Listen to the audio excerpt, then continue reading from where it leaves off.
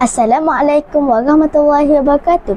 Saya nak tanya, siapa dekat sini yang belia haiwan? Projek kami ialah Eco Pet Home, iaitu rumah haiwan yang dihasilkan daripada botol plastik kita semula.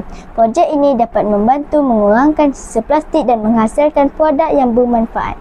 Antara barang yang kami guna ialah botol plastik, kain batik, kertas stiker, span, pemateri, gam panas, marker, kabel tight, lampu solar, patung kucing dan hiasan pokok.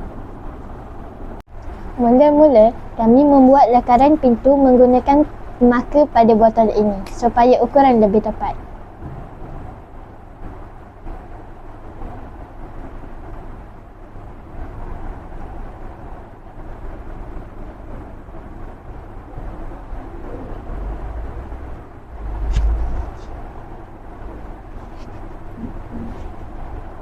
Selepas itu, kami memotong mengikut lakaran ini menggunakan pemateri.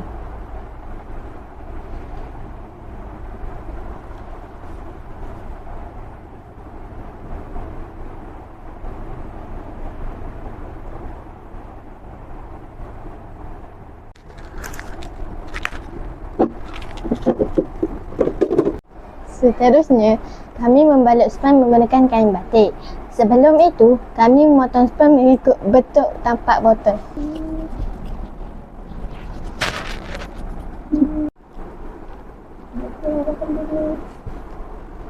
Tengok betul. Macam ya? Kemudian, masukkan span tadi ke dalam botol.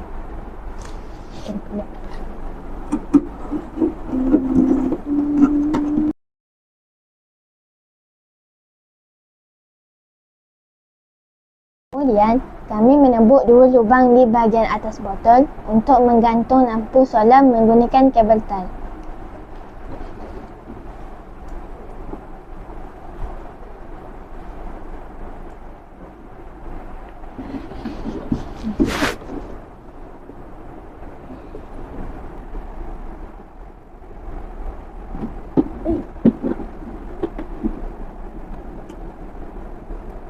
Tarik.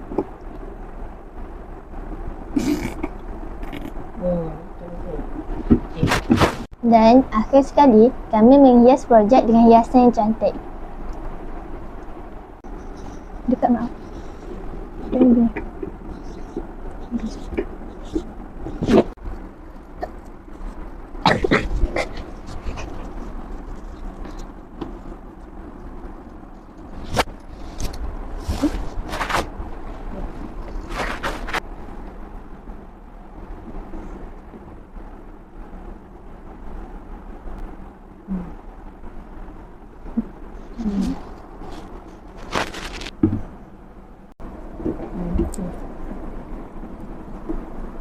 Buat sini.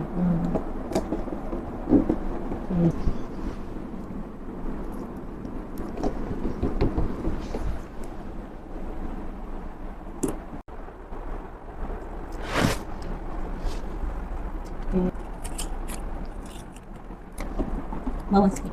Kat sini. Kat sini. Tengah-tengah.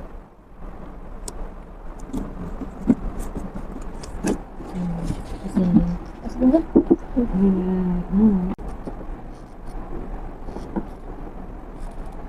Balik keliling belah sana. Dan kat tepi ni. Okey dah.